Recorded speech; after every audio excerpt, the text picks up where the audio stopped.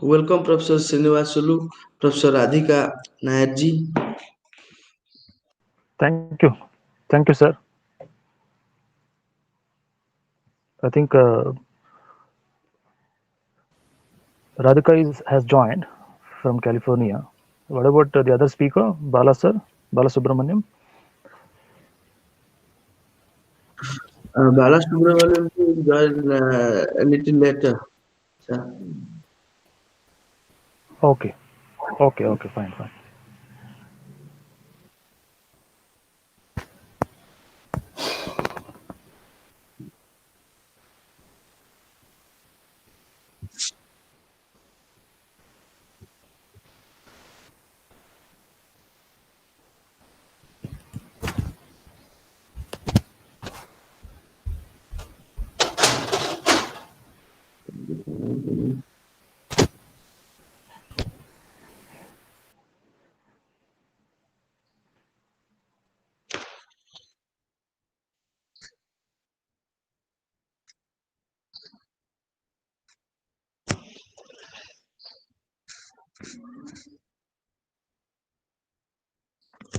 Welcome, honorable speakers, ladies and gentlemen.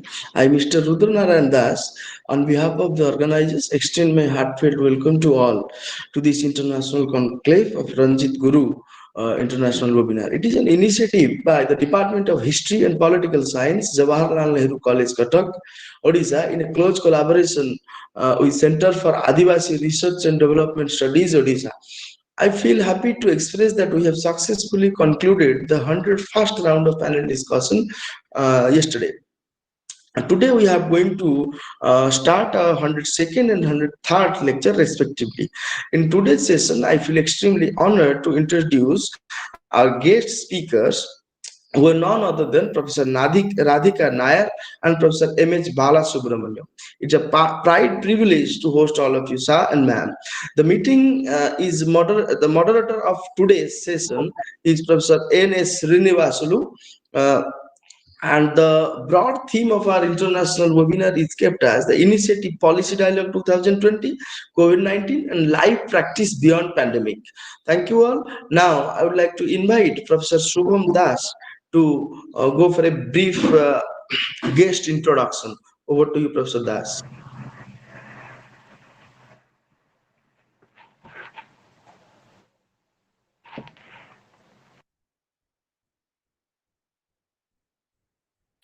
Thanks, Rudra sir.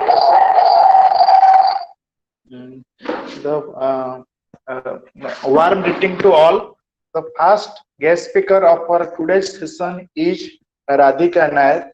She is a technically oriented technical writer and community enabler. She is passionate about open source technologies.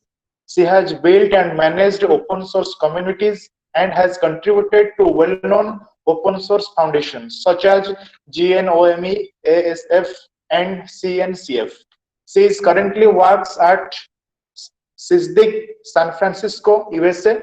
She holds a bachelor degree in computer science and a master degree in mass communication and journalism from the University of Mysore and has completed a post-bachelor program in information science from Columbia University, New York. When not working, she unlocks her artistic arsenal and attempts at creating art that she loves. Ma'am, we welcome you for today's lecture.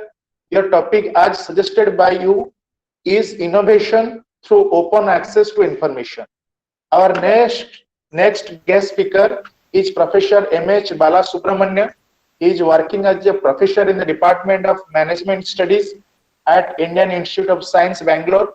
His primary research interest is confined to industrial economics, covering the wide spectrum of industry, startups, microfarms, small and medium scale enterprises, large scale enterprises, including TNCs, their structure and growth, industrial research and development, and technological innovations, entrepreneurship, industrial energy consumption, pattern and efficiency, industrial subcontracting, productivity, and industrial performance.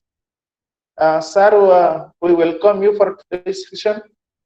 Your topic as suggested by you is how to penetrate the global value chains of MNCs by small and medium scale enterprises, the need to promote regional innovation system in India. In order to moderate this session, I would like to invite the key advisor of Center for Adivasi Research and Development Study Odisha, Professor N.A.S. Srinivasilu. He is currently working as a professor of law, National University of Judicial Science, Kolkata, India. He is also a member of International Council of Jurists, London. We welcome you, sir. Now, I would like to invite Srinivasilu sir to continue this session. Thank you, Subham. Thank you very much. I especially welcome my friend who is currently working in San Francisco, California, who has accepted this invitation on a very short notice. Thank you, Radhika Nair. We are very happy to Thank you. have you today here as our speaker. And as the theme of this international webinar series, you must have come to know that it's basically about inclusive policy dialogue in the post-COVID scenario, especially from the perspective of Adivasis. This Center for Adivasi Research and Development, which is at Cuttack, Odisha, is basically working for the cause of Adivasis, how to bring Adivasis to the mainstream, and what kind of inclusive policy we can adopt, we can formulate, and we can bring forth for the purpose of ensuring that Adivasis could join the mainstream. So in that perspective, we are inviting speakers from across the globe with reference to their own research and their own debates on framing, formulating inclusive policy in the post-COVID scenario for the purpose of Adivasi empowerment. So in this series, we have already completed more than 100 lectures, drawing speakers from all over the world. And out of these 100 webinars, about 25 webinars, we happen to have international speakers like you, and wherein we are trying not only to draw observations with respect to various debates that we are thinking of using in formulating inclusive policy for the purpose of development of Adivasis. And it's part of the research, that is the ongoing research conducted by the Center for Adivasi Research and Development for the purpose of formulating these Adivasi related policy, where we are trying to ensure that we are taking people from across the world, especially intellectuals across the world, with whose help we are going to formulate this inclusive policy. And coming to today's special episode, where 101 and 102nd webinars are going to be conducted. The first speaker as such, Radhika Nair, vis-a-vis Radhika Putriyat, who will be speaking on access to information basically. That would be the theme of the talk, where open source related issues will be taken forth. And as far as Adivasi Research and Development Center is concerned, we are looking at your talk with reference to ensuring how information, when information becomes open source, how exactly it is going to be useful, not only for the general people, but as well for Adivasis. And this theme we are trying to take forward because there is some amount of traditional knowledge or a special knowledge which is possessed by Adivasis, Adivasis across the globe, and wherein they are using that traditional knowledge or Adivasi oriented knowledge for their livelihood, for their lifestyles. But in the contemporary scenario, we are talking about open source, right? We have now technologies, softwares, databases as well, which are promoting the cause of open source, where the knowledge is slowly and gradually becoming again for divine purpose. As we know that information knowledge was actually meant for dissemination purpose or divine purpose. It was supposed to be in the free zone. But because of industrialization, globalization, and things like that, information knowledge also become money spending, object or money spending article or a product as such. So knowledge economy, knowledge driven economy, whatever we call it as. Probably that was the reason why we started evaluating knowledge or putting value or price tag to the knowledge, right? Now we are again going back to this open source, declaring knowledge to be free. Of course, I'm not saying that every type of knowledge will be declared as free. There will be some defense related knowledge, medical knowledge, or intellectual property related knowledge which cannot be declared free or which cannot be kept in open source. But as far as possible, the information which is very much required for the people, general people at large, that if we can try to keep in open source, that would be a great help in ensuring the empowerment of people, especially the Adivasis. In this concern, I will give a contemporary example. India happened to recently submit to World Trade Organization, the International Society, that any vaccine that the any country for that matter would come out with respect to COVID-19, any information relating that, knowledge relating to COVID-19, any pharmaceutical, no tablet, capsule, vaccine related to COVID-19 shall be kept in open source, shall be kept outside the monopoly. Nobody should have any monopoly, including intellectual property monopoly for that. So in that regard, so if it is possible to keep this kind of scientific information knowledge in the open source, which because it is now demanded sought after by all the 215 countries, right? Any information knowledge about COVID. I'm not just confining myself to bringing out the vaccine. Any information and knowledge with reference to handling or with reference to increasing our resistance power whatsoever. So such kind of knowledge is having demand. So now in the contemporary example of this COVID related information, which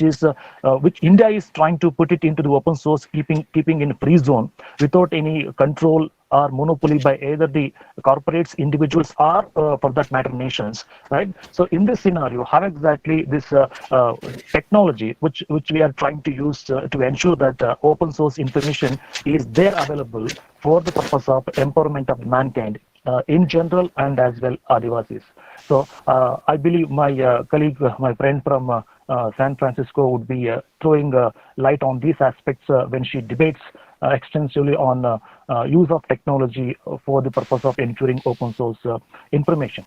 And I believe after this talk, very senior professor, my senior colleague Bala Subramanyam sir from Indian Institute of Science, Bangalore, will be speaking on a very, very important aspect, sustaining with small and medium scale enterprises in the wake of, I cannot say attack, but monopoly or the global empowerment of multinational corporations, how our cottage industries, small scale industries, medium and small scale industries can survive in this scenario, right? And of course, again, I will connect it back to COVID-19 and open source information, where India is known for generic drug manufacturing, and India is known for using traditional knowledge related information for ailing any type of disease, right? That is part of our Indian tradition. Knowledge, you may call it as Ayurveda or whatever, but still that information knowledge is very much part of Indian traditional knowledge, and most of the Indian small medium scale cottage industries in pharmaceutical sector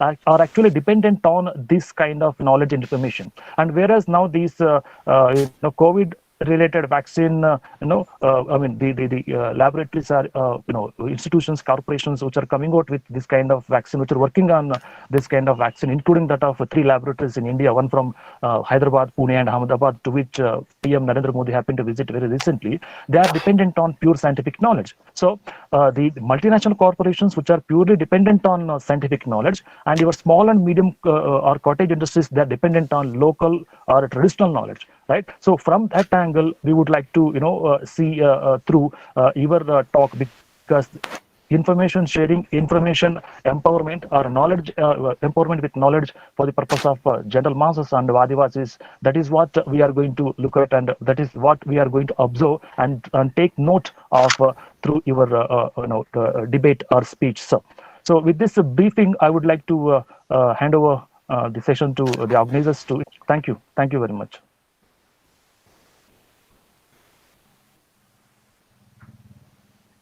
I would request Radhika ma'am to initiate her. Thank you, Shubham sir, and thank you, Srinivas. So let me share my screen.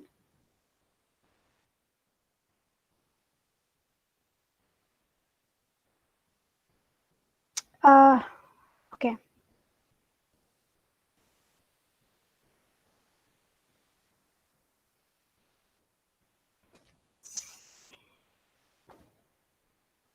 Are you able to see my screen? Yes, ma'am. Okay. Thank you. Thank you, everyone. So, good morning. I'm Radhika, and Thank you for having me here, and I'm excited to talk about three initiatives that I was part of, which transformed the way we look at information and how it and leave some thoughts on this open, democratic, transformative information share can lead to innovation and how can bring about grassroots level transformation. So I'm sure that it's related to Adivasi innovations. So these use cases, I'm sure, when if we can implement in India, that would make a great transformation, not just for normal people, but from top down to everyone. So you might know there are several open movement like open education. If you're aware, like Massachusetts Institute of Technology has open courseware, so anybody can access programs. So you don't have to write any exams, or you don't have to apply, or wait for application to be accepted. So that is open education, and something called open access, which gives free access to scholarly and academic articles. And there are like technological side, there is open web and open AI and so on. But in this webinar, I'm focusing on open data and open source. So saying that, let me set the context. What I mean by information or data here is something that is freely available for the public to consume.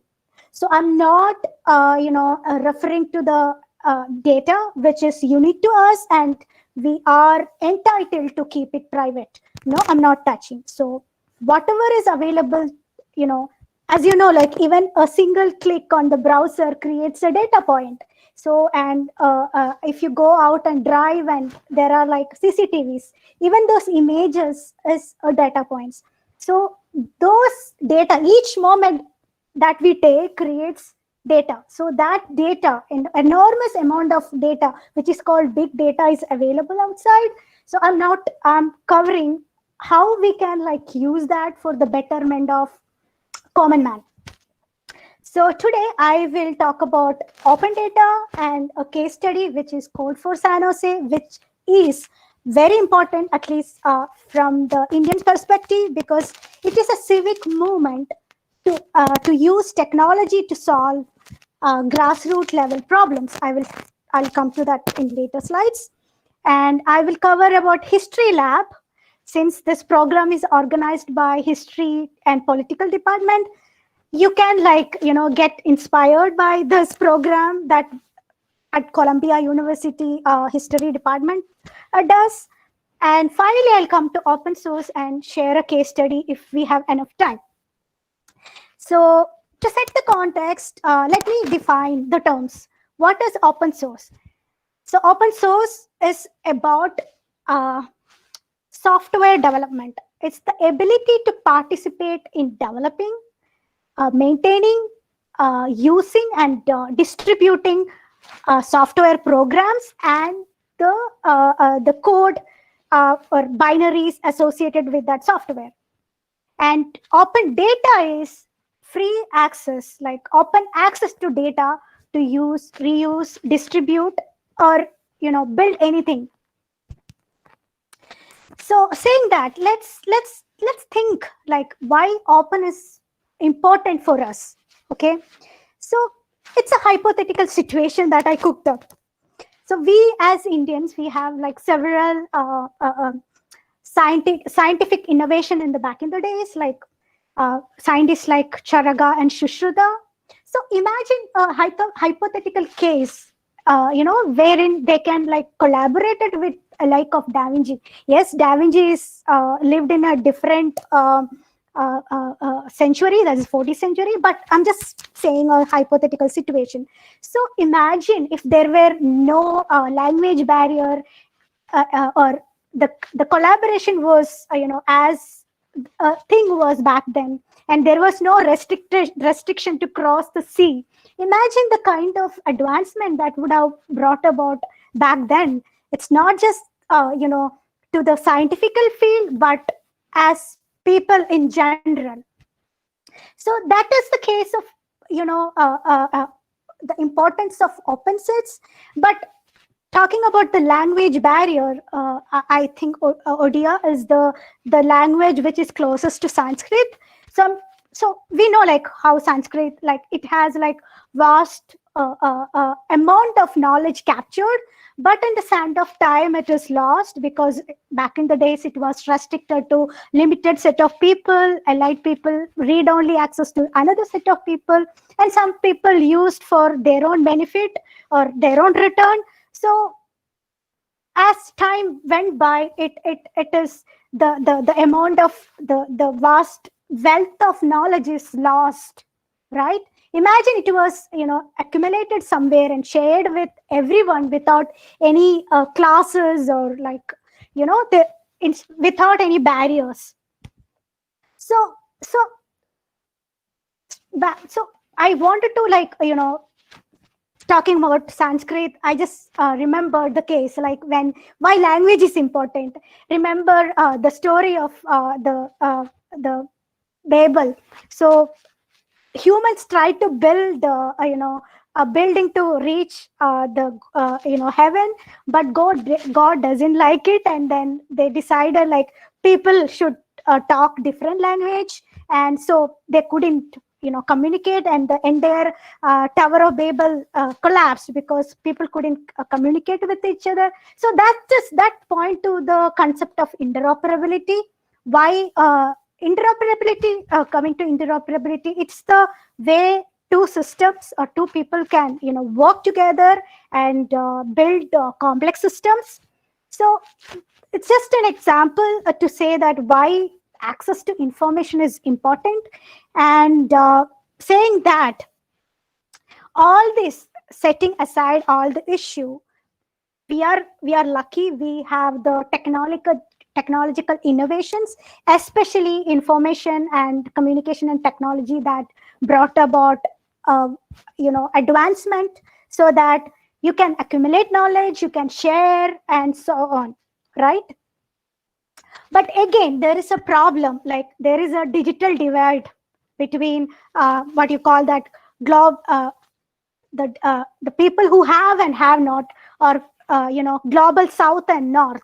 So in development nations, you have all the facility to the research, but coming to the developed nation or underdeveloped nation, there is cost prohibitiveness to do the research. So imagine the case like everyone can access that kind of knowledge, a level playing ground. You can access the facilities to do the research.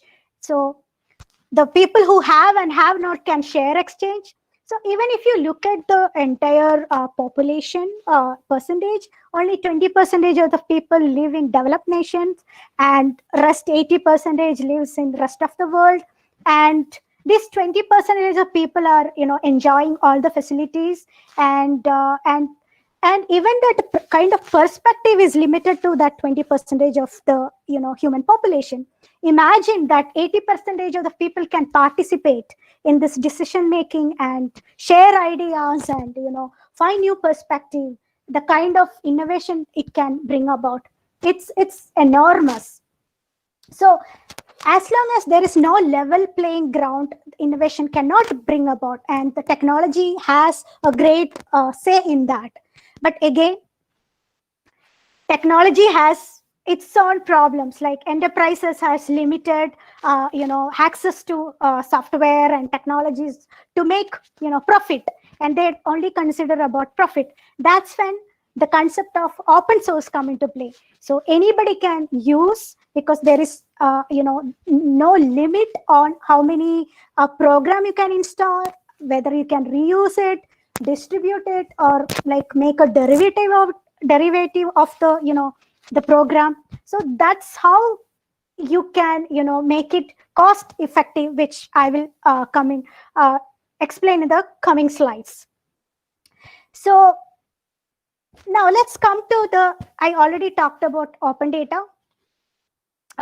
It's the way you can use and reuse without any worry about copyright or patents or so on. And this open data, especially in the US, it gained popularity with the concept of open government. So what is open government? It's encouraged to participation from the citizens to make it transparent, less corrupt, so that everyone can participate in the dialogue. So as part of this open government initiative, there are many initiatives started. One is data.gov, which I can show the site, but this is where all the data is stored. Okay, all the data in the sense the weather, there are technology wise, like you create data every moment. So everything related to like for example, weather data, or like how many buildings data, like street data, and labor, and colleges, people related, so on. There are like vast amount of data is stored here. And the beauty of it that if you have done any research and you wanted to plug in that research or the data into data.gov, you can apply, and within 24 hours they will revert and plug. If they think that is fit into the ecosystem, they will let you plug in, and the program will automatically update the data as and when your data is updated. So the beauty is there is no restriction, as in like gender, race, age, or qualification, nothing. If you have done a research and you have a data set, you can plug in, and and it is made available to everyone across the world. They can download the data set, they can analyze it, make context, build tools. So saying that,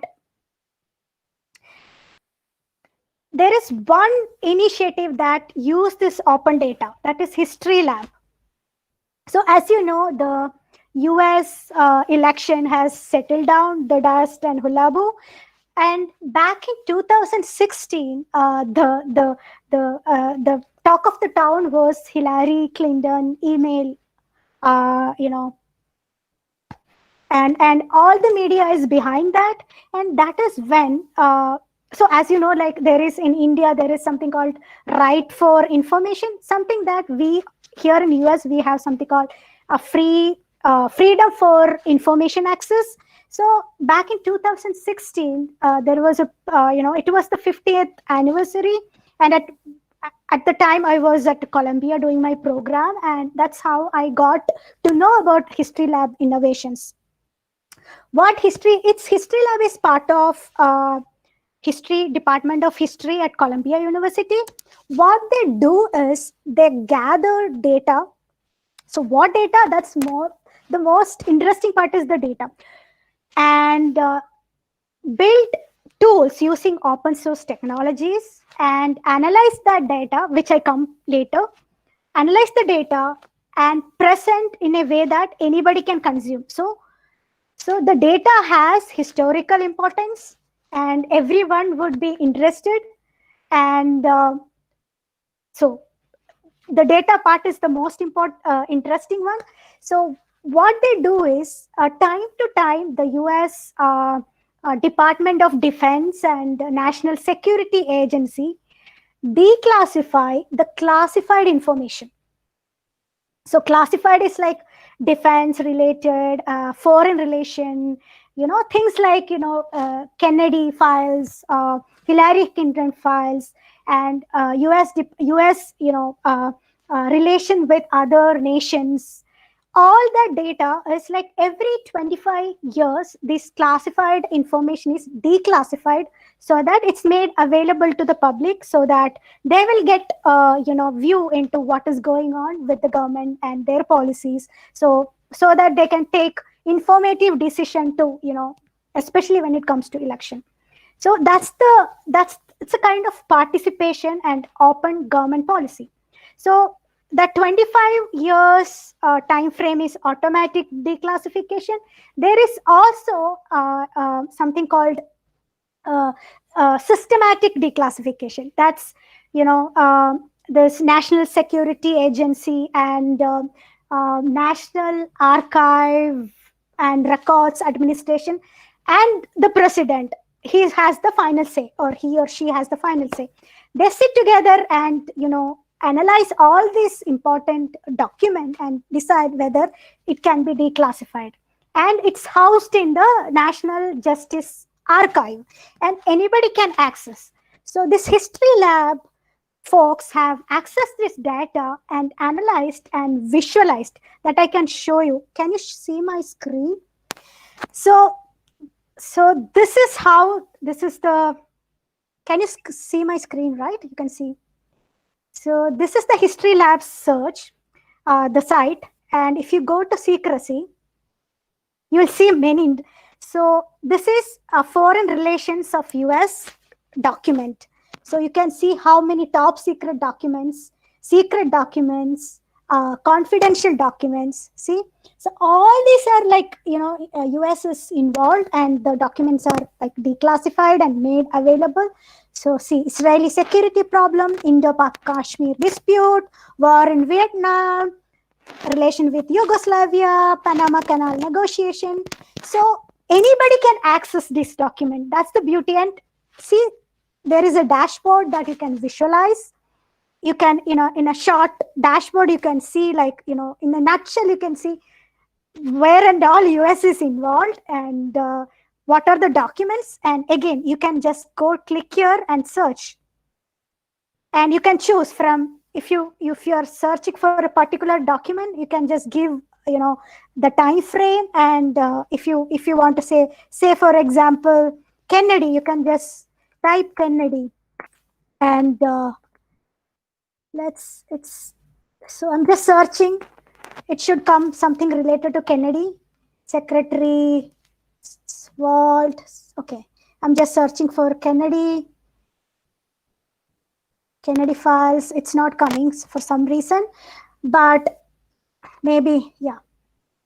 So you can give the time frame and what exactly you are looking for, and you can access that document. That is the beauty of it. So you can see what are the citation, when they have written. See, November 15th, 1943. And what is the citation, where it is originated, what are the countries, this document is referring to, what it is related to. See, this is related to Yugoslavia's use and Arab security, and how much percentage is the topic is talking about Jews and Arab and relation with Yugoslavia. So this is just an example, like how, transparent this information is. Anybody can access US defense and, the information that is made available. And again, Clinton, this might be interesting because we all know that Clinton collection, what kind of email they have. They have, for some reason, the search is not working. Let's go back and search. Persons. Here is the Clinton collection. Sometimes this is Clinton collection, secret, confidential, and secret. So just click, let's see what she has written. So she has written some email, probably. Yeah, so this is the email and Department of State, and who are the citations, where it is originated. It's talking about these many countries, and this is the topic. So I'm just showing how transparent the power of openness, open data, and the technology that they use to, analyze, make context, and make available to the public so that anybody can view what is going on, what went on in the background in terms of like US relations and other relation with other nations and so on and so on. So let's look at the next innovation, which changed the way the grassroots level relation with the government has changed, which is Code of San Jose.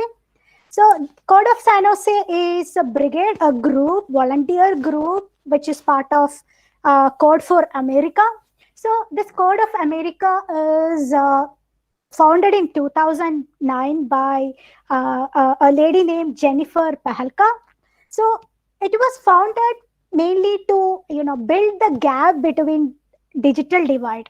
So if you look at the private sector, there are lots of technological advancement happened, and if you look at the public sector, it hasn't been caught up with the changes. So her idea was bring together government, policymaker, and technologist and the people together to solve civic problems, like grassroots level problems.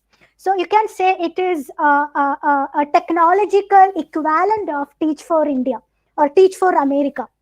So I'm not sure, I don't think we have something like this in India. And if we started something similar, it will have a transformational effect. Imagine people come together, like people who work on like software field, and like common man like you and me, and like and every level, like whatever, could be like working people or not, like farmers, and solving problems using technology. So here no limit, like who can participate. If you are interested, you can join. There are like meetup groups, so you just have to go. So what we do is like every monthly, twice we meet on Thursday. There is a one meetup happening today, and they form groups and decide what they want to do, identify a problem and identify the group. So there is egalitarian, everybody is equal, not just people who can code. You can give your own contribution. You can be a common man who identified a problem. You can bring that problem to the table and say that we need a solution, and we need a technologist to solve this problem, and bring the policy makers, like if you look at the local government, the local government is very close to the people. So bring those policy makers together and sit together around the table and solve a problem using a technology. I can show some examples that Code for San Jose has solved. One is like free food finder. So this is something very interesting. So YMCF provide free food for a set of libraries, and most of the times the food will be wasted. Okay, so there are so many homeless people, and due to COVID, there are people lost job, and they are looking for food. For them, they have built a tool to if you have to just install. Since it is US, everybody, mostly people have access to technology, even if they are homeless. So they can use this app to identify, okay, there is free food available, and help the homeless people next door. Like there are like several housing for available for homeless people, and so they can take them to there and give that so that the food will not be wasted. So another really interesting is disaster response. So there are several tools that does this disaster response, but we have to pay. And yes, there are like Twitter or like social media, you get information, but it's scattered. Here what this this tool does is like they gather this data and create a tool. If you install that app, it's free. You will get automatical notification about the fire or like earthquake, as if you know that this place is earthquake prone. So you get immediate notification. So okay, this is a problem here, you might want to, it's like a warning, and it'll give option like where you can like reach safely.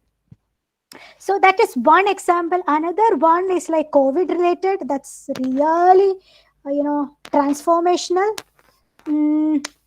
Yeah, this is the one. So what they have done is like there is like data on like how many number of COVID affected and how many free from COVID. So that data is collected, and then you get you know quick update, like what is the area that is COVID affected, where should I go, where should I go, and how many number. Like, so if you see this, you see confirmed cases, confirmed cases plus percentage, and how many total deaths. So this tool gives like real time statistics on COVID-19 case in Bay Area. I'm not sure in India we have something like this other than what government gives. This is nothing. Yes, there is a support from government. It's done purely by the Code of San Jose team, the technologists who are the volunteers and the people, and joining hand with the local government. Look at the kind of innovation they have brought about, so that everyone is benefited from this type of innovation. There are several there are like chat box, you can ask questions related to COVID, so on and so on. So we don't have, like, considering the time, I'm not covering all the use cases, but I just want to see like something similar that we do in India, that where technologists, common people, and join hand with the government, local government, because that's the policymaker who is very close to us. So join hand and solve such problems. So saying that, there are like some links I've given. Like, let's go to the open source, considering the time we have. So open source, that is something close to my heart. So I have been working in the open source community from the beginning of my professional life. So, and why? Because there is nothing like open source can bring about a democratic change into the way we live, the way we exist, way we communicate, each step we take. Because all this transformation or innovation stories that I said is not possible without this open source technological innovation is not there. So what is open source way? It's nothing. So people can use a software product free, can install as much as they want. They can access the source code and copy it, study it, or like create a derivative of it, and if they want, they can sell it. So that selling part is like depend on what kind of license they have. That I will come in the later slides. So what open source bring about is like, it's multifold. The innovation is multifold. One is legal. So open source legal rights, that's related to the license they use. There are several licenses, and each license has different rules. So if it is a permissive license, like say Apache's license, MIT license, they allow you not only to access and redistribute, you can also sell. You can make it a derivative of it and sell it. Just you have to include that licensing in the code and documentation and all related things. So the legal right guarantees that you have the right to access, copy, reuse, and distribute without any copyright issues. That is the first innovation that open source bring about. And second is the process. The process is collaboration, democracy, transparency, meritocracy. So what I mean by all these words is anybody can, like, need not be a technologist, or like need not be familiar with coding. Anybody can, like, step in, you can participate, and there is no bias, like gender, color, your educational background, your the organization you are part of. Nothing matters. What is matters, your passion and what you can bring into the table to solve this problem. right? And again, the meritocracy. There is no hierarchy. People, the collaboration, or people gather. It's a self-organization, organizing body. So people gather together. Whoever, like, what is their interesting area, they can sign up, and okay, can say, okay, I can code this part, or I can document. And it's all depend on how much your contribution is. That is what meritocracy is. There is no hierarchy, there is no manager, there is no superior or boss type of thing in open source community. So they come together, solve a problem, build a product, and even if there is an issue, it will be quickly resolved because the thriving community is ready to volunteer and support. And inclusion, the most important thing for innovation. There is no exclusion, there is no bias, as I said, and everything is transparent. The decision making, the proposal making, like, okay, this product has to come, this feature has to be entered, everything happens in an open field. So that is the process innovation. And when it comes to tool innovation, there is something called GitHub, where you can develop code, you can check in, you can file defects on this problem, you can file problems. Okay, this code has this problem, you can document, you can mark it. So every discussion happen in open. I can just show you. This is okay, I have to. So this is US General Service Administration. Imagine, this is one of the open government website. This is where, imagine, I'm not a member of, but I can access, I can see what is going on. So this is one department. See, here is developed here, and you see what is going on. And if you look at the contributing guides, see, anybody can contribute. You can report bug, suggest new features. You can translate to new language if you want to translate to ODI. You can do that. You can edit documentation. Imagine, this is a government division. And imagine you are participating in a policy making of a US government initiative. Isn't it that transformatory?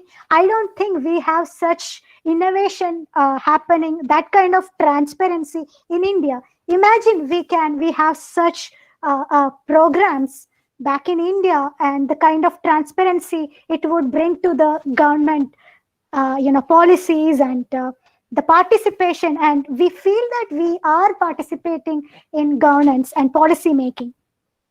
This is just example I'm showing, and to show the beauty, this is NASA. NASA is the aeronautical department. Like, so they have APIs. It gives you, like, you can access the images that sent from different galleries, and different, pictures that sent from space to here, and you can bring tools. One of my project was using NASA API, finding out the tilt of, like, the planets. That's one of the interesting project I did. So I was a student. Imagine a student can use this API is nothing but it's a programming interface to access data programmatically. So sorry, I didn't explain that. So you can use, it's a method to access data. So imagine a student can access those important data and create tools. Isn't that transformatory? Imagine that kind of transparency is introduced in our system, of the kind of innovations, the kind of transformation, and the kind of advancement we can make back in India. So that's about open source. I think I covered this. Yes, I think I have covered this also, like self-organized contributors, and everybody is equal. Its decision making is dependent on your contributions. So how does it work? It's depend on the license. I briefly said, like, there are different license.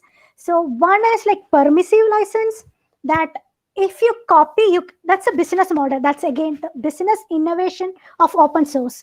So you can pick up an open source product, okay, and you can plug in your own features and you can sell it. So you don't have to open source the derivative of the product, but you can make profit out of it. The beauty is the collaboration. When you develop a product in the open, people from other companies also can contribute. That's one example. So this is a tweet I just I don't know, you can see this. Oops, sorry.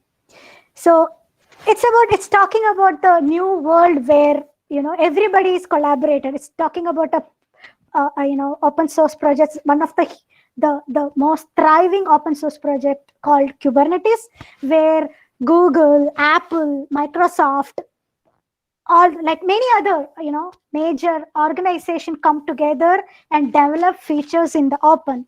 So there is no rivalry. Everybody is like volunteering and building features and shipping, and they can like take that open source, whatever they have built in the open, and add their own features and ship to their customers. No rivalry. That is the beauty of open source. So coming back to the licensing, permissive license like Apache license, MIT license, and there is like strict license where like if you make a derivative of the product, you have to open source the derivative as well. So not many companies use that because they cannot sell the product. It's GPL license. So how this open source works? So this is like there are like several foundations that is built around this thriving open source project. For example, Linux Foundation is built around Linux and lead applications.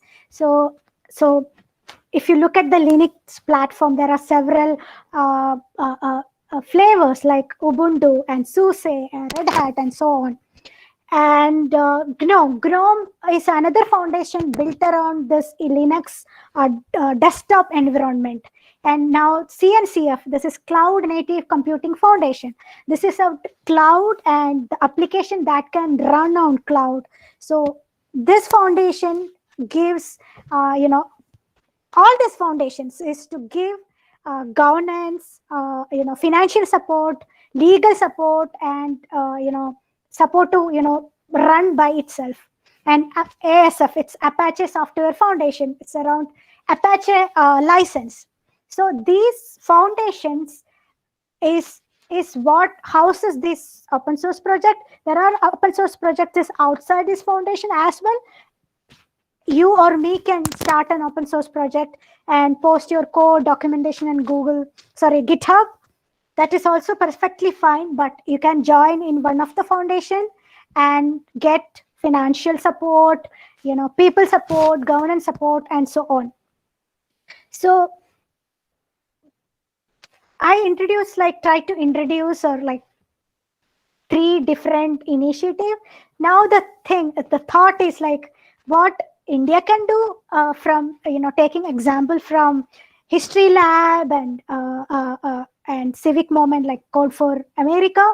So how we can involve civic participation to improve our lifestyle, especially lives of Adivasis, lives of common man, lives of without any class or division,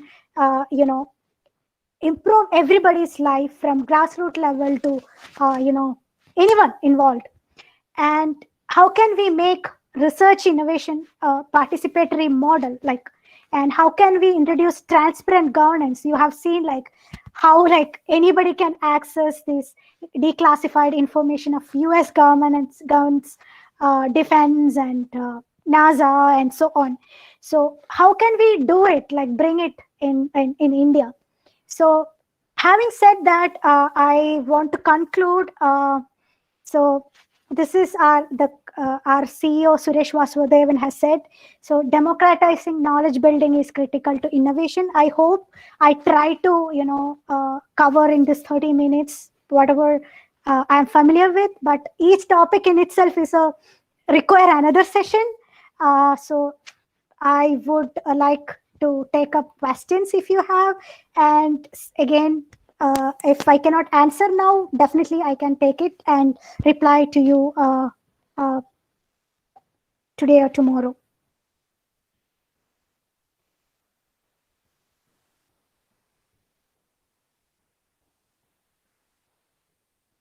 So any questions?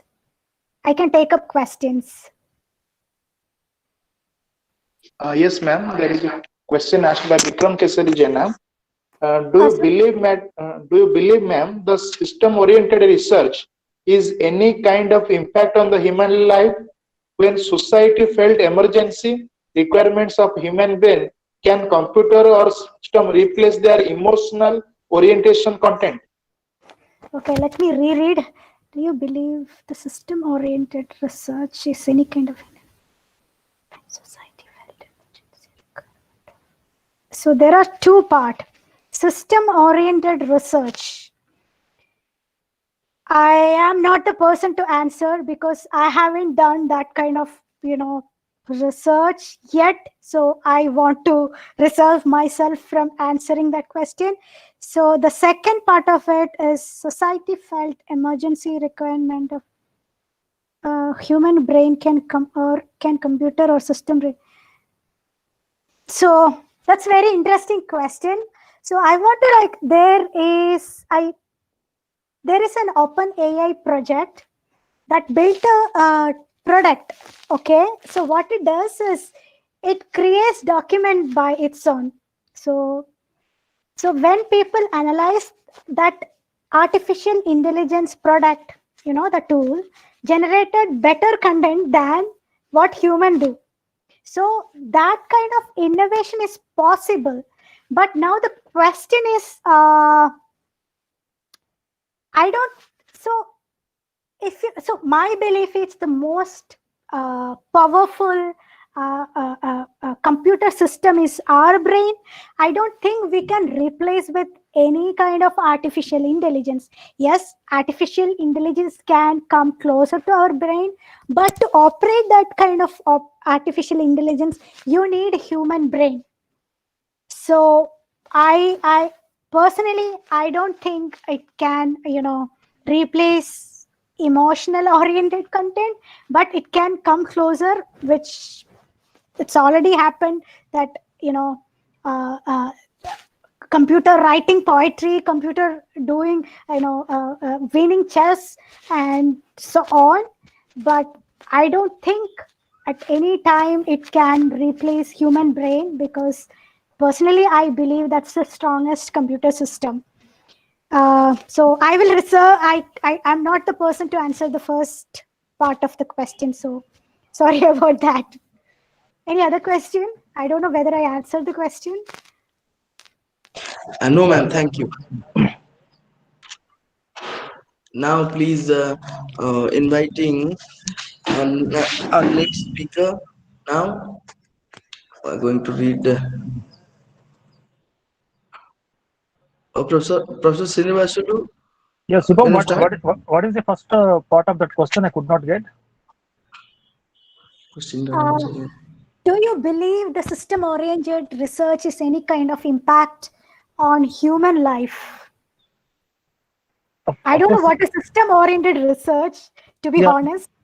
Yeah, I think it is connected with artificial intelligence only. System-oriented research, in the sense, when you deploy a system, say through computer program software and including your AI, artificial intelligence, whether that is going to substitute. But you have answered that question that there is no substitution for human brain. It cannot be replaced. You cannot bring out a similar one to the system of human brain.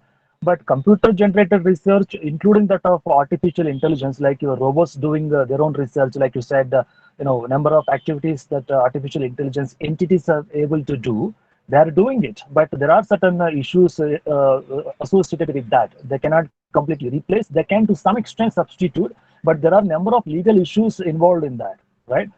If you and me, physical people, do something wrong, you can book a case on them. But what about these artificial entities? would you book a case on them, or you will book a case on those people who have created it, who are handling it, who have purchased it, right? So all these number of issues are there. More than technicalities involved in that, social issues are making a lot of voice. So that is also a reason why these artificial intelligence kind of products are system generated research is looked at what do you call it, skeptical angles.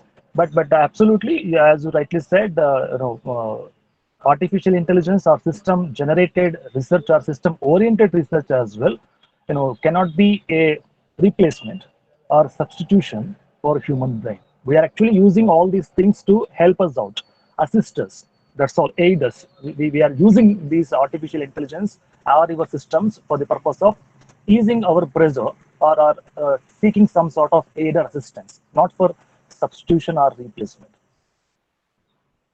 I hope I could substantiate that part of the question, Shubham. Yes, yes, sir. Yeah, go ahead.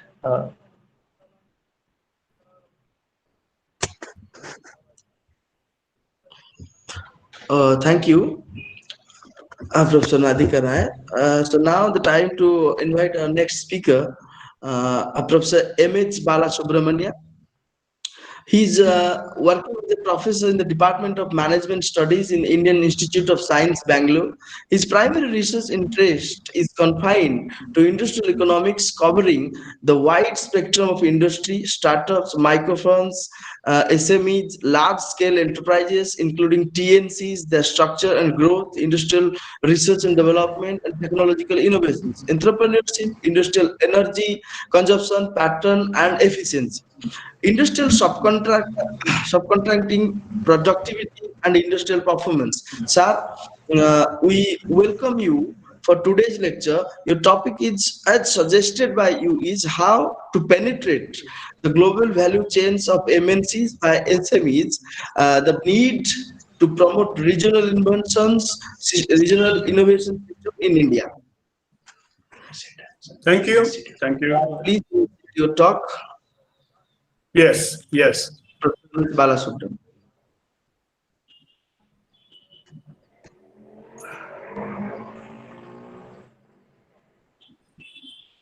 I have to share my PPT. So, are you able to see my PPT? No, sir. Please No, share sir. it. No, sir.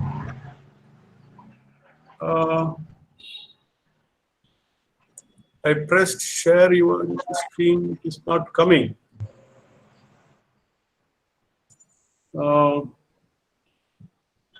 What needs to be done? I'm wondering. Sir, towards the right bottom end, you will get an option, share screen. In the Right bottom, no? is it? Ha, sir. It's present now. Yeah, There is yeah. a button called present now on the screen. Right No, there side. is share button. I pressed it, but it is not working. Oh, I see. Because I have done presentations earlier like this, but I'm not able to.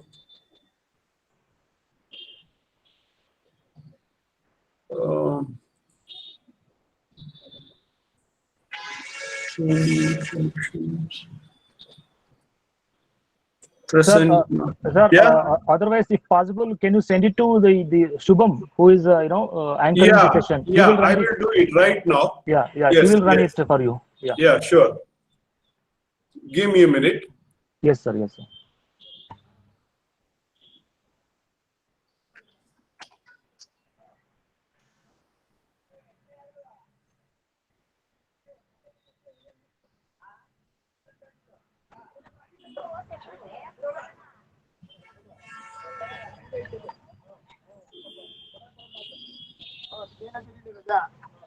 Yeah. Subham, have you received it? Just a second, sir.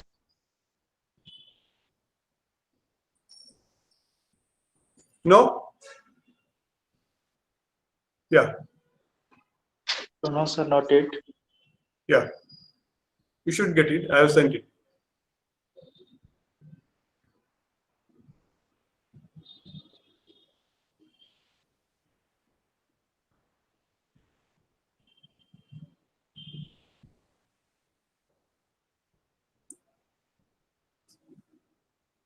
Shall I start my presentation? Maybe you will get it.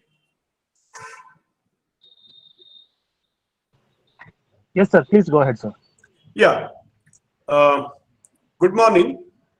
I'm delighted to join you all as one of the speakers of the this seminar series that is Ranjitguru Memorial Series of International Webinars.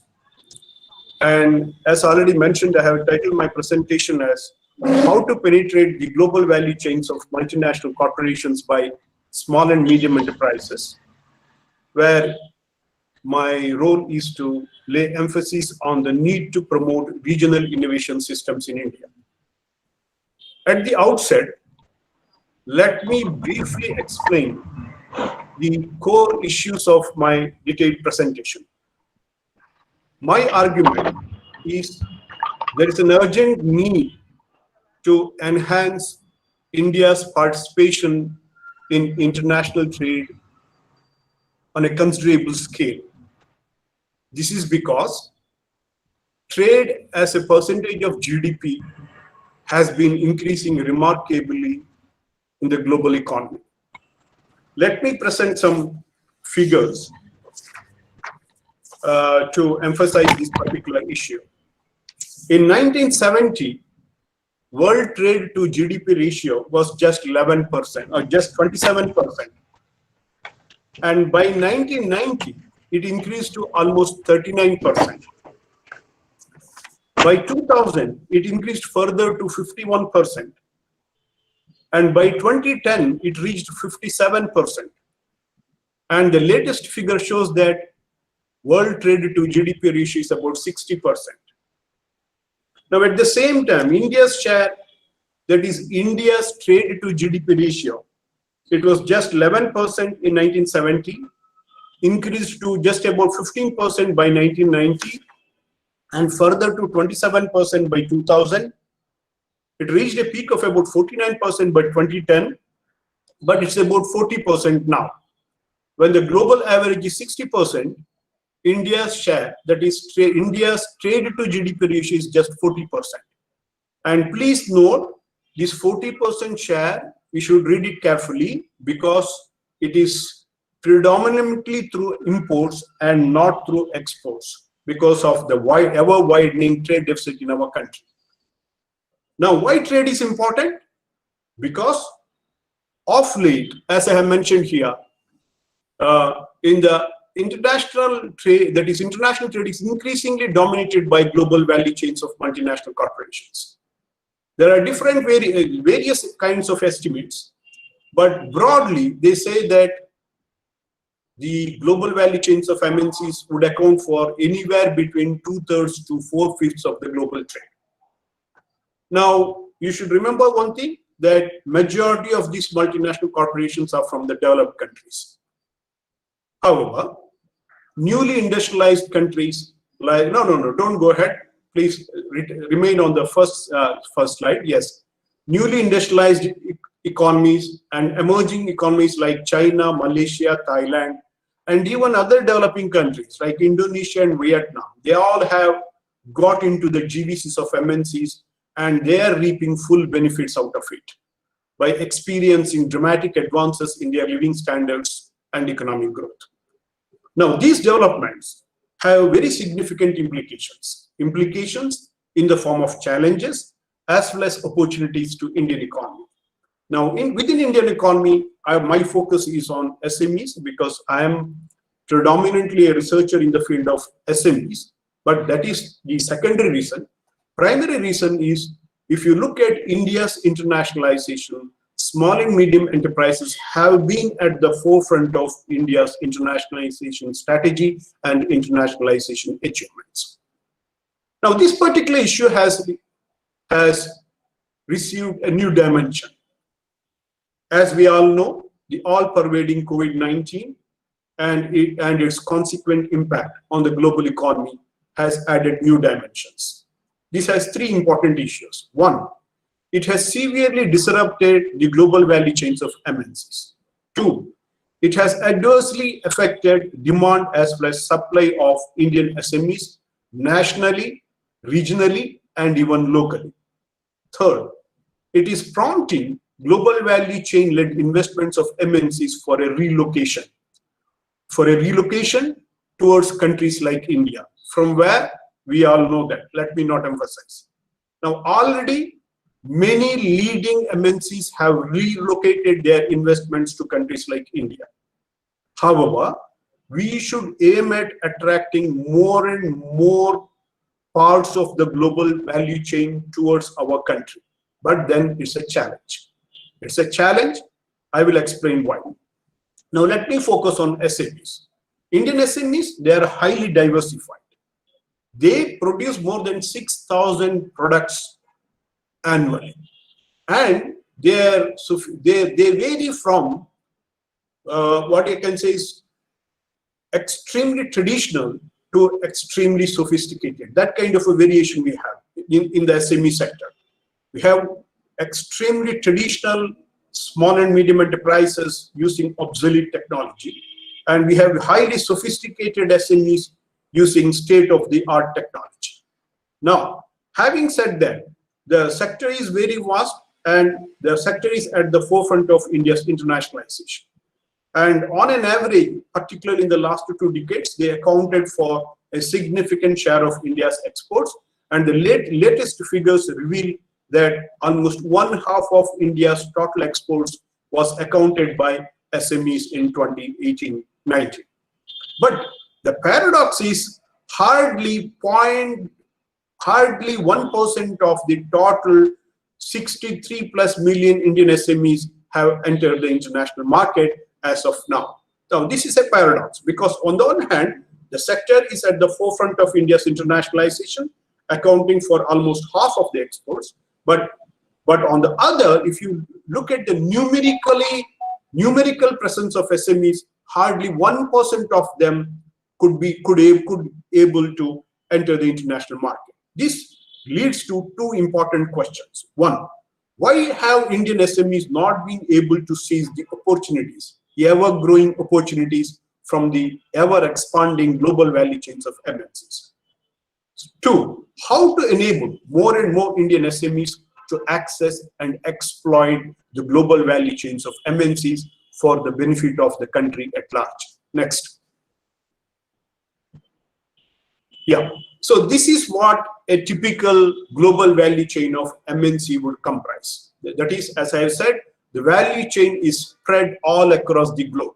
As you could see here from the figure, R&D affiliates may be located in a few countries, design affiliates may be located in a few countries, production affiliates may be confined to some other countries, marketing and distribution strategy may emerge from another country, services may be provided by in some other countries, while the MNC headquarters is located in one of the developed countries. Now, please note that this is called a complex integration strategy. Now, MNCs prior to 1991, they primarily resorted to standalone strategies and simple integration strategies. However, after 1991, thanks to globalization, thanks to the onset of information and communication technology revolution, MNCs have been adopting more and more complex integration strategy. There is a reason. Next slide, please. Now, the overall rationale behind the adoption of increasingly adopted complex integration strategy by the MNCs for their GVCs is enhancing efficiency through cost reduction. Now, a component of a value chain will be located in that country where it can be carried out most efficiently or cost-effectively. Simply, that is the reason. So overall, firms make components in the most cost-effective location, and value is added at every step along the way, resulting in a finished product that is assembled with inputs from multiple countries. Therefore, what is said today is a product is made in the world and product is not made in any one specific country. So in fact, now the global value chain is such that its spread is such that the production processes, the breaking up of production processes offers new opportunities for integration of both developed and developing economies, with potential benefits for each, but with adequate homework as well.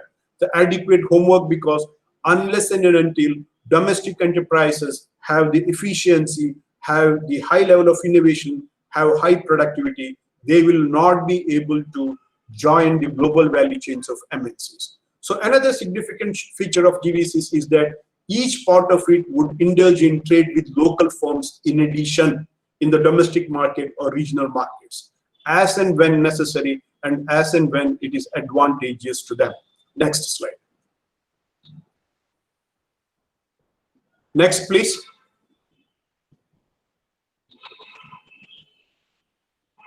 Can we move to the next slide? Yeah. So in general, this should be noted by all, that in general, every firm which is a part of the global value chains of multinationals, they exhibit high levels of innovation, higher level of efficiency, and high productivity. So that means it has two dimensions. One, only those who are innovative, those who are efficient, those who are highly productive, they only will be able to join the global value chains of MNCs. The other dimension is once they join, they get further scope for enhancing their innovation, enhancing their efficiency, and enhancing their productivity. Now it is these two dimensions which have particular relevance to SMEs, because SMEs, which if they are successful in penetrating the global value chains of MNCs, they will be able to reap significant benefits through spillovers and knowledge transfers, which can lead, which will allow them to obtain higher value added assignments through product innovations and also acquiring more market knowledge. Now, internationalization provides the right conditions for SMEs to enhance their productivity, while also enabling the spillover of technological and managerial know-how and facilitating accelerate innovation. Yesterday I could get a report of the OECD published in 2018. Now it says this, it succinctly brings the benefits of benefits for SMEs by participating in the global value chains of multinational corporations. It says, stronger participation by SMEs in global markets creates opportunities to scale up, to accelerate innovation, to facilitate the spillovers of technology and managerial know-how, broaden and deepen the skill set, and enhance productivity. So that is how the SMEs would gain if they are able to participate and if they are able to become a part of the global value chains of MNCs. Now let us look at the developed country. Now precisely for this reason, a majority of the SMEs in the developed world, they contribute to exports, and they are they contribute to exports as part of the global value chains of MNCs. So please note, while their share in the value of exports on an average stood at about 34%, their contribution in terms of number of exporting units in total number of SMEs was as high as 78% at the beginning of the previous decade. Now I could get a relatively recent figure. Now this figure says that they are about, let me just try to find out the statistics. Give me a minute. It is about how much? Yeah. Now the recent figure is more than 50% of the SMEs in the developed world.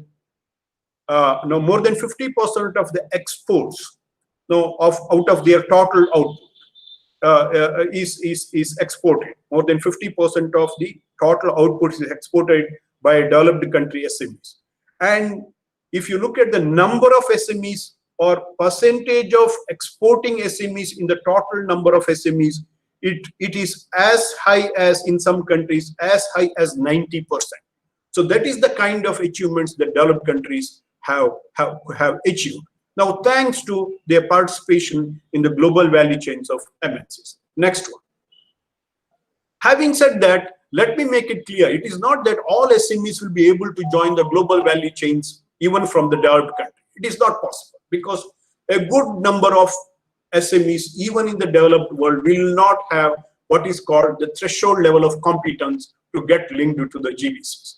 SMEs in general, globally, are known for operating in a constrained environment.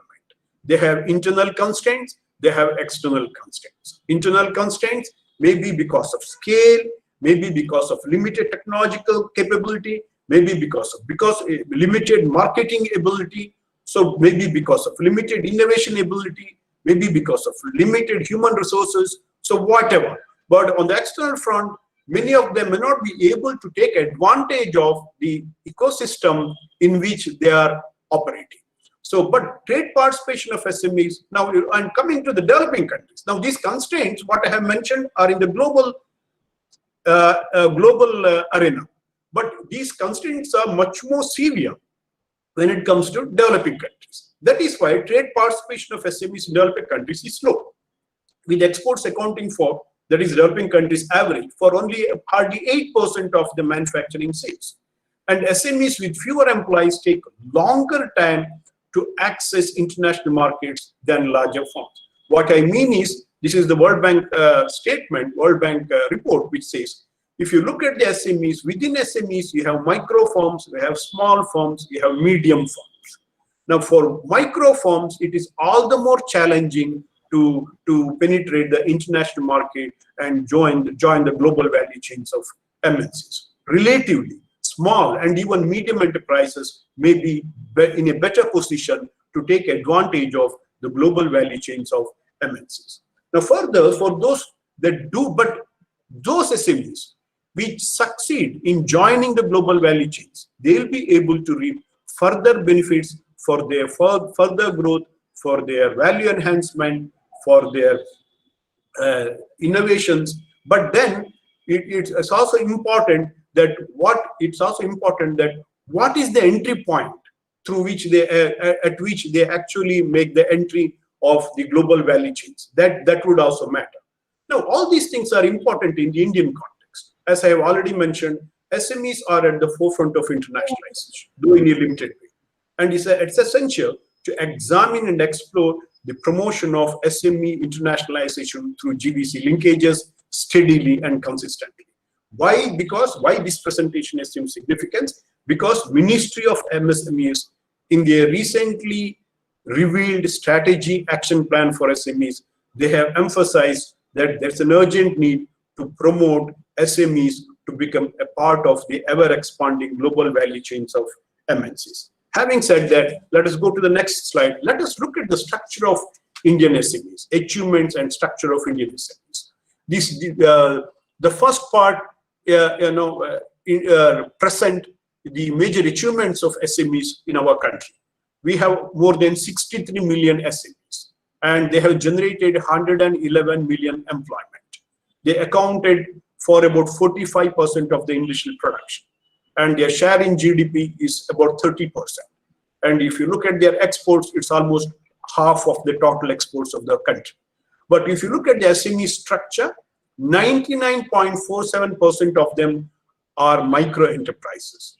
Hardly a percent is accounted by small scale enterprises, whereas a minuscule is accounted by medium scale enterprises. Now, please remember, micro, small and medium enterprises are defined in terms of investment in plant and machinery in our country. That means micro enterprises are tiny by investment, whereas small enterprises are slightly bigger compared to micro enterprises, but medium enterprises are the biggest within the group. Now let us look at employment per unit in each of these three subsectors. So employment per enterprise, hardly 2 persons are employed by micro enterprises, but about 10 persons are employed by small scale enterprises, whereas on an average 35 persons are employed by medium scale enterprises. Now this brings out very clearly that a substantial chunk of Indian SMEs is suboptimal by scale, which in other words implies that a substantial chunk of Indian SMEs will find it extremely hard to reach to the international market. We'll go to the next slide. Yeah. In that case, then the next question is, keeping the micro enterprises aside, are our small scale and medium scale enterprises adequately internationalized? The answer is no. I'm not able to see the slide, but that's okay. Now, if you look at the data, now if SMEs, so I have mentioned earlier, but if you, I would like to bring to a kind attention, this micro, small and medium enterprises census brings out that hardly 4% of the manufacturing SMEs is internationalized. That is, it's, please note, MSME census was only confined to the registered MSME sector, and predominantly it was confined to small and medium enterprises. That means even if we exclude micro enterprises and look at only small and medium enterprises, only a negligible portion of our small and medium enterprises is internationalized. So if then the question is, why is it that our SMEs are not able to internationalize on a considerable scale? Now the answer is this: if SMEs have to internationalize and integrate themselves with the GBCs on a considerable scale, they have to be competitive, they have to be efficient, they have to be productive. I'm repeating it because I have stated this particular issue in the context of GBCs earlier. Now, which require them to be innovative, because one of the principal determinants of SMEs competitiveness is innovation, as brought out by several empirical studies I have quoted here just now. However, innovation needs to be radical in nature, which needs to be radical in nature is widely absent in the SME sector, implying a low innovation capacity of Indian SMEs. And this is broadly reflected in India's very low ranking in the Global Innovation Index. India was ranked 81st out of 141 countries in 2016. Of course, since then the ranking has improved. According to the Global Innovation Index ranking 2020, India ranks 48. So to that extent, India's ranking has improved. India's ranking might have improved, but that does not mean that SME position would have, SME innovation position would have improved considerably. I doubt. Now, I myself have conducted several studies on SME innovations. At least I have done 2 major research projects focusing on Karnataka, and the first one, and focusing exclusively on Bangalore subsequently. Now, I'm not making reference to my studies.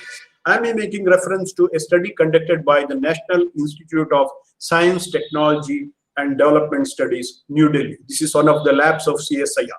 Now, they have conducted a nationwide study. It's about 5 to 6 years back.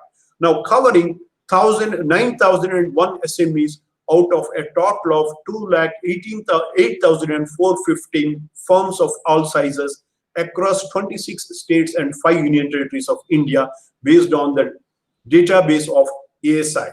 Now, that study revealed that 35.37% of these 9,001 SMEs were engaged in innovative activities.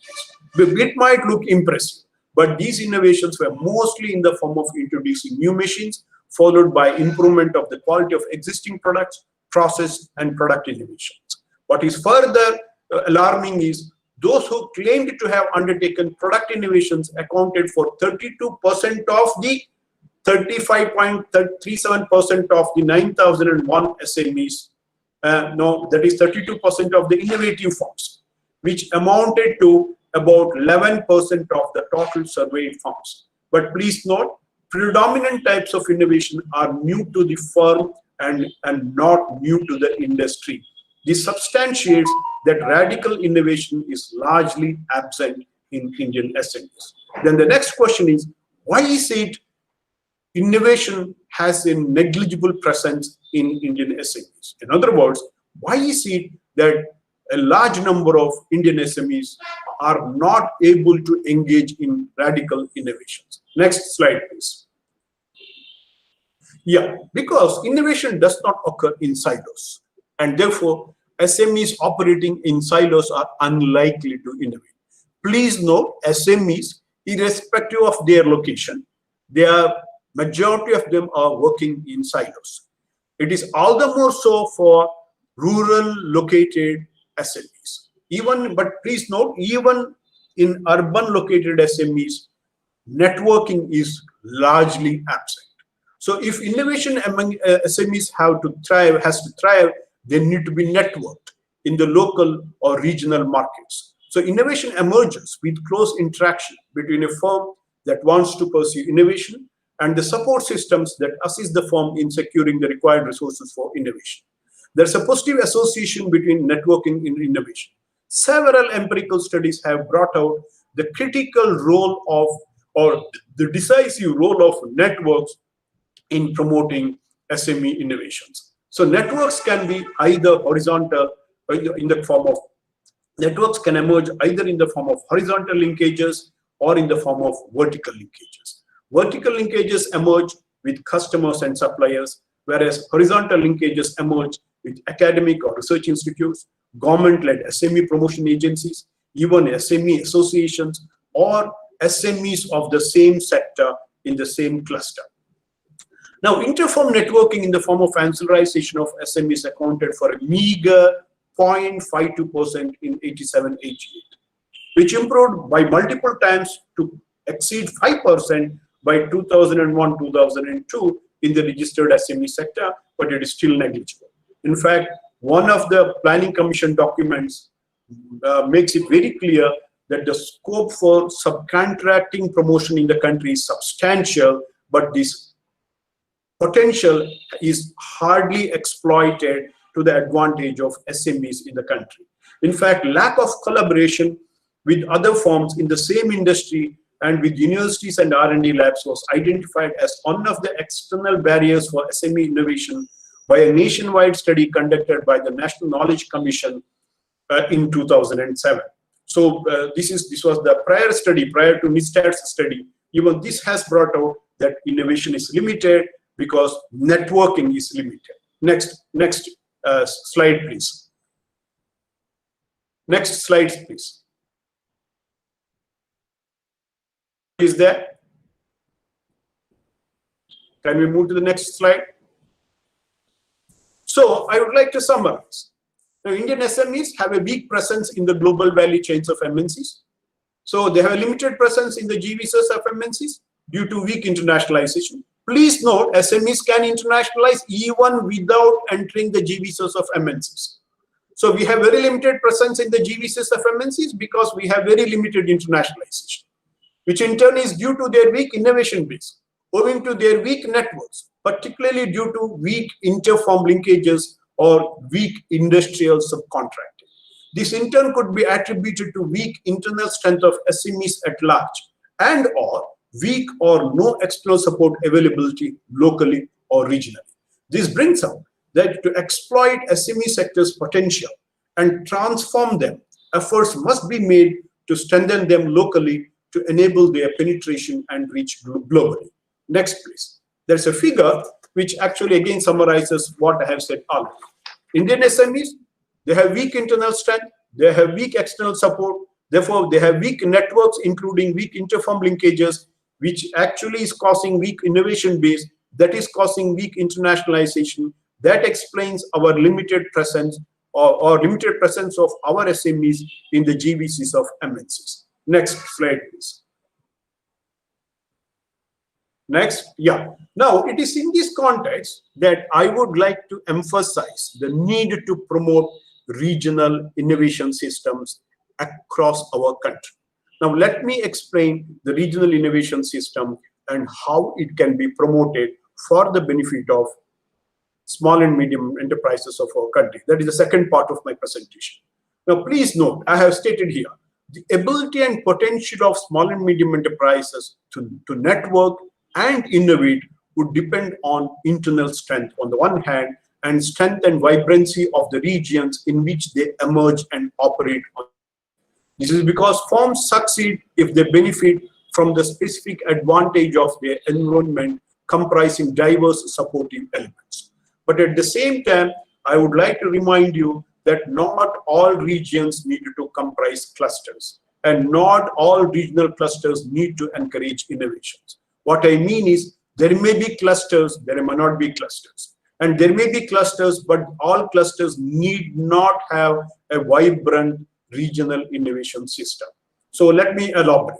A regional cluster is simply a concentration of interdependent firms within the same or adjacent industrial sectors in a small geographical region, such as a town or a city. That's the definition given by one of the experts. Whereas a regional innovation system is much beyond a regional cluster of firms. It has a more planned and systemic character. Now, a regional innovation system is, in simple words, is defined to consist firms of varying sizes in diverse industries on the one hand and universities on the other, and they interact with each other for knowledge generation and technology transfer, supported by a regional government and a conducive regional culture within an institutional framework. Now that is explained with the help of a figure. Next one, please. So this is how a typical regional innovation system is defined by some experts, particularly Piccaluga and one more expert. Now this brings out clearly that there are universities on the one side and business enterprises on the other. There's a two-way interaction. Now technology transfer, universities generate knowledge. They are the base for innovation, and they facilitate technology transfer to business enterprises. So the demand for technological knowledge emerges from business enterprises, which are generated in the universities and transferred to business enterprises. This kind of interaction is facilitated by the regional governance subsystem on the one hand and regional culture on the other. And please note, in a vibrant regional innovation system, business enterprises, they interact with the external world, one, through exports and imports, through external outgoing and incoming investments, that is FDI outflow and FDI inflow. Now if you look at the universities, they too do interact with the external world for dissemination of their research and also for global research networks, and thereby they gain. Now let me go ahead. Next one, please. So the question is, do we have regional innovation systems in our country? If we have, how many regional innovation systems we have? How many regional clusters we have?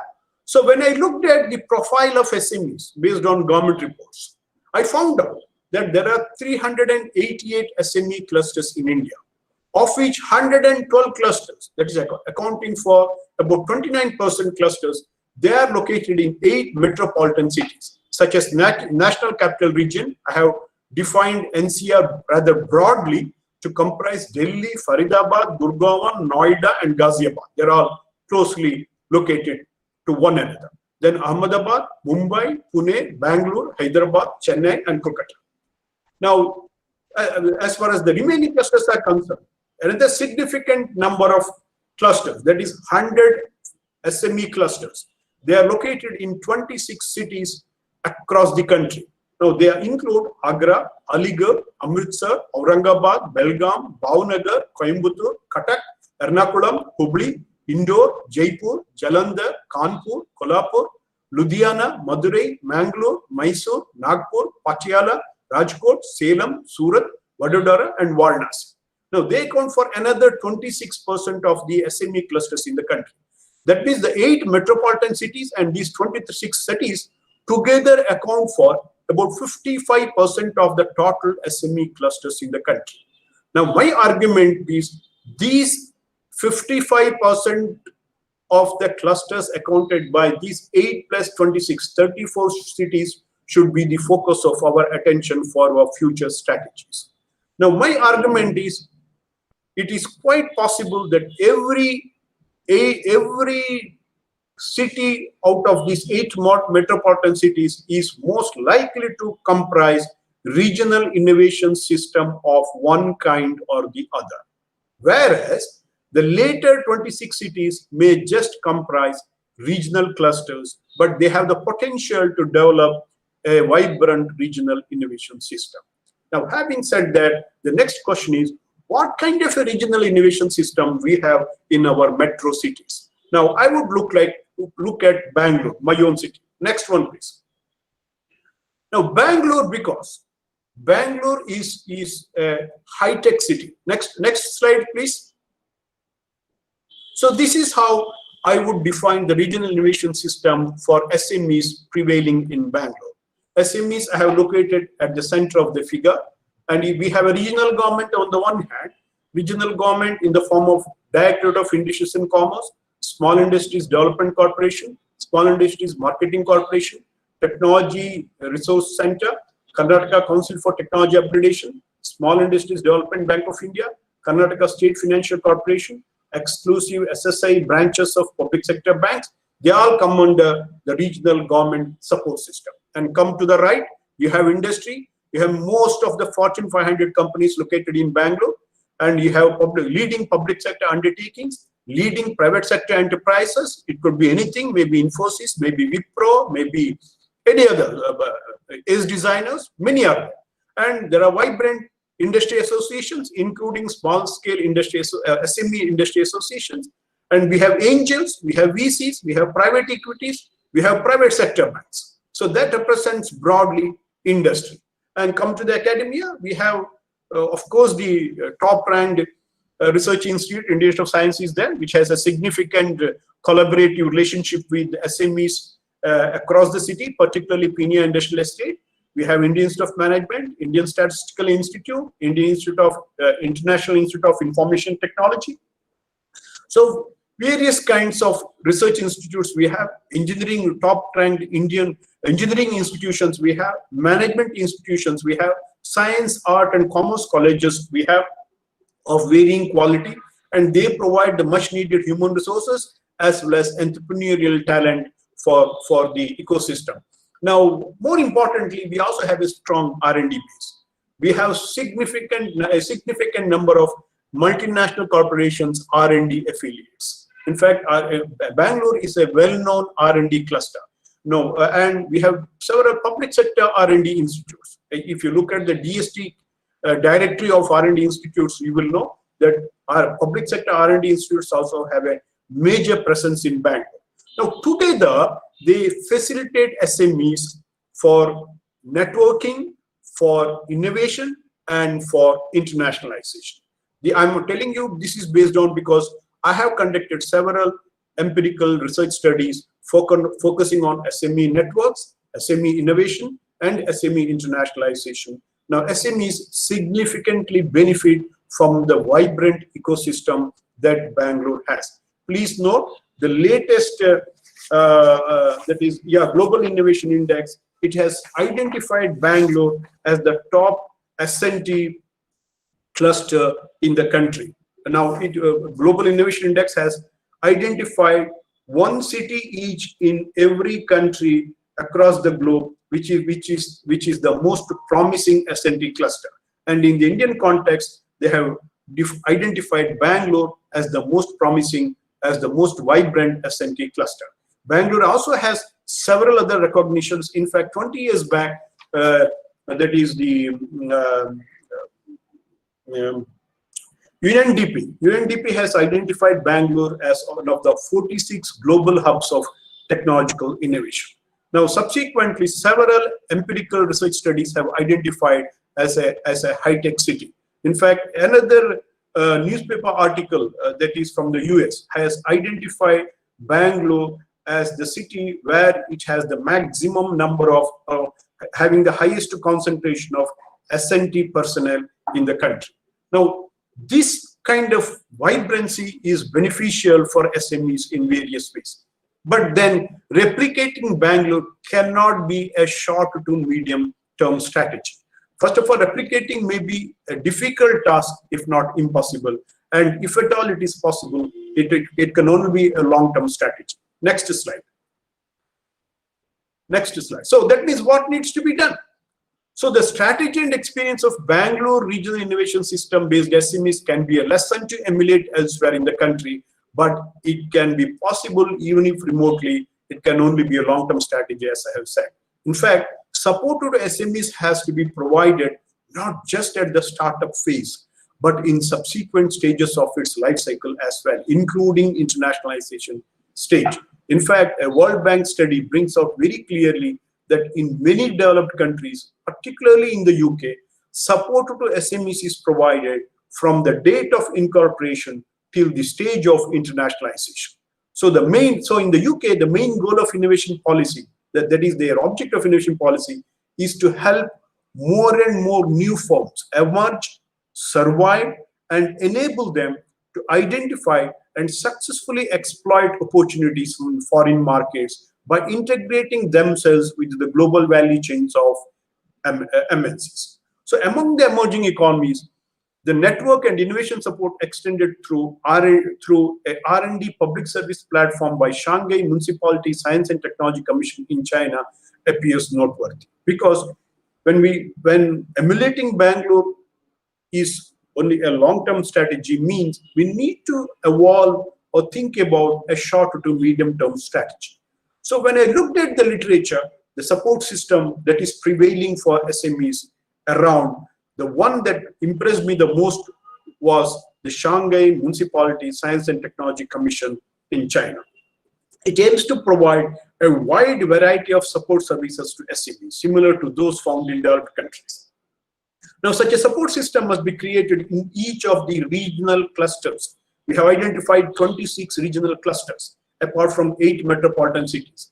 So we must aim at setting up such a system or creating such a system in each of the 26 cities where we have identified concentration of regional clusters in our country, to enable the networking of SMEs for undertaking innovations, particularly radical innovations, and penetrate the international markets to join the global value chains of MNCs. Next, please.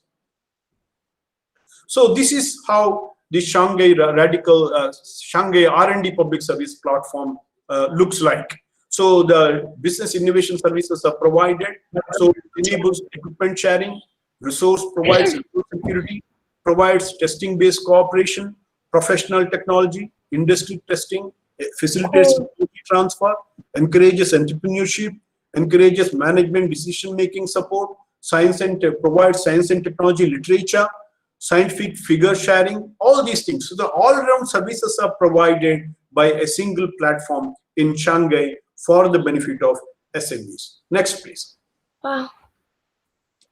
So to sum up, the previous figure, please. To sum up, suppose we succeed in creating a vibrant and strong regional innovation system in the clusters, regional clusters across the country. Now that will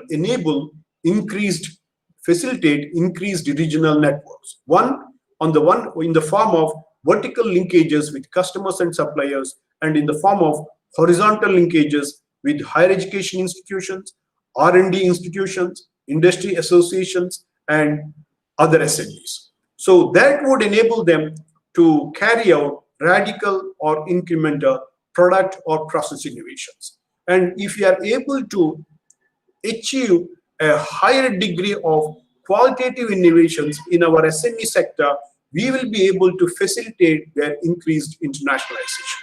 And if we are able to achieve a higher degree of internationalization from the SME sector, we'll be able to facilitate their penetration and joining of global value chains of MNCs. Next. So having said that, I would like to conclude my presentation. To conclude, network and innovation policy support to offset the internal deficiencies of SMEs by providing accessible and productive innovation infrastructure for firms at different stages of their life cycle locally would largely enable the emergence of innovation flourishing environment for the benefit of SMEs to steadily penetrate the GVCs of MNCs through internationalization. Now, if appropriate measures are not taken at the earliest by the policymakers involving the key stakeholders of the economy, the key stakeholders are nothing but the triple helix comprising government, industry, and academia. The current status of Indian SMEs in the local economy, so in the global economy, would only continue. What I mean is the negligible presence of Indian SMEs in the international market only will continue. So given that, any amount of tinkering with the system in the form of more concessions, incentives, and benefits, which is the current policy pattern, would hardly alter the status quo. So that is how I would like to conclude my presentation. I'll be happy to listen to some of your questions and try to answer them to the best of my ability. Thank you. Questions, please.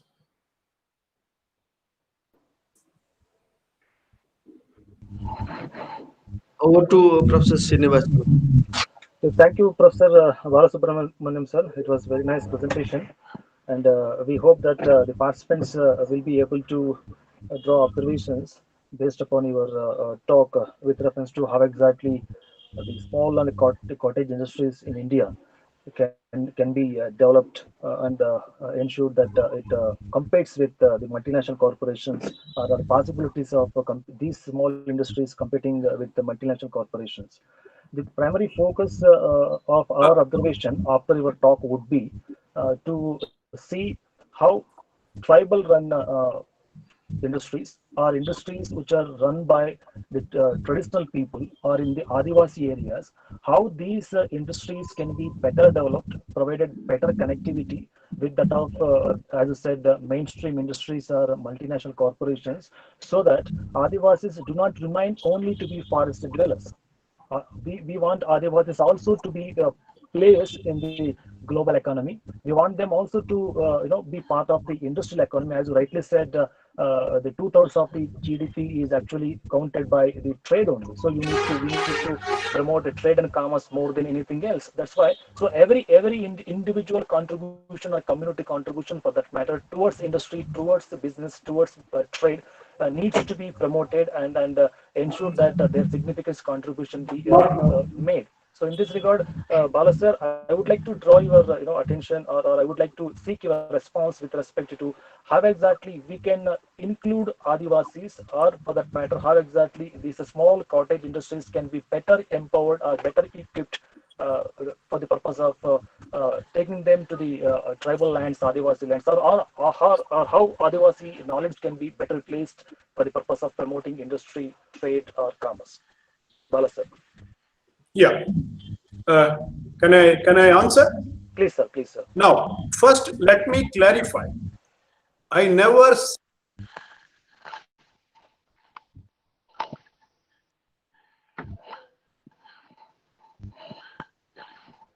Oh, sorry to interrupt, sir. Please unmute, sir.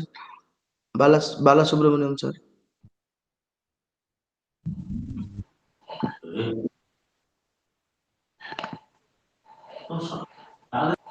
So, are you able to hear me now? So, I would like to clarify first. I never said that SMEs have to compete with the MNCs of the global economy. Never. They will not be able to compete. Rather, what I said is they should cleverly join them. Let me clarify that. Now, let me answer your question. So, how to facilitate the Adivasi artisans or Adivasi small-scale manufacturers to enable them to reach the global market or to join the let us say to join the global value chains of MNCs. See, I'm telling just from my thoughts. I may be wrong, and I would welcome counter questions from you. First of all, there is a Khadi and Village Industries Commission. Now, what I would say is, because policymakers only have to play a role, because Adivasis, they don't have information, they don't have the financial capability, they don't have market knowledge, so they are virtually at a disadvantage from every angle, because we are looking at virtually the another extreme end of the SME sector, whereas my focus is more on the relatively better developed part of the SME sector, whereas we are dragging it to the extreme end of the sector where you have traditional artisans are there. The best strategy, what I would suggest, is to create a consortium of Adivasi artisans, and this consortium must be managed by let us say, so by okay, there is scope for corruption. That's a different matter now. That's a different issue rather. This consortium, if it can, supported by Khadi and Village Industries Commission, that should actually enable joint marketing of these artisan products and develop links with supermarket chains globally. I have in fact argued in one of my articles, say about 10 years back, that there must be a linkage for SMEs with the global supermarket chains so that these products can be effectively and successfully marketed in the global market. In fact, I will give one example. This Walmart has an exclusive procuring center in Bangalore, which procures various kinds of SME products and markets it globally. We should go for a similar strategy as far as Orissa is concerned. Create consortium of artisans engaged in the production of a particular product, and see that these consortiums develop links with the supermarket chains located within the country and later supermarket chains globally. In fact, if you go to any supermarkets across the globe, you find thousands of Chinese products. There are low quality, low value products. I'm sure Indian SME products are far better than many of them, but our SMEs have not been facilitated to reach that level. So as far as artisans are concerned, to help them form consortiums in different parts of Orissa, and these consortiums must try to develop linkages with supermarket chains within the country and later supermarket chains globally. That is how we may be able to develop effective marketing linkages and thereby may enable their upliftment of these tribal people. I will be happy to answer counter questions if you have any.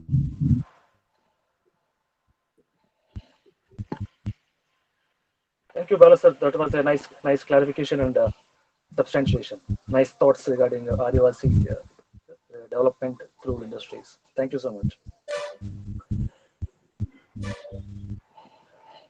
Any other question?